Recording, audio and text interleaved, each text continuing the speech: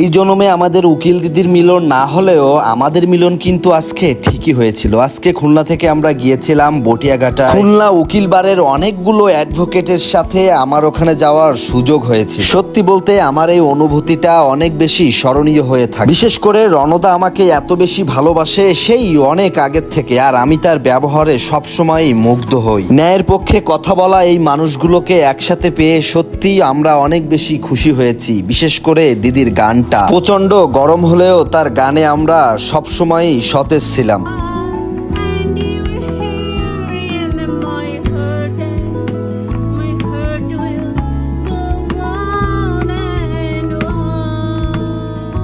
Video শেষে একটা কথাই বলবো, এমন সুন্দর দিন আমাদের আবার আসুক, আমরা আবার সবাই এক হয়ে আবারও অনেক বেশি আনন্দ। এই মানুষগুলোর জন্য আমার সব সময় অনেক বেশি প্রার্থনা থাকবে, তারা যেন সবসময় সুস্থ থাকে, ভালো থাকে, নিরাপদে থাকে।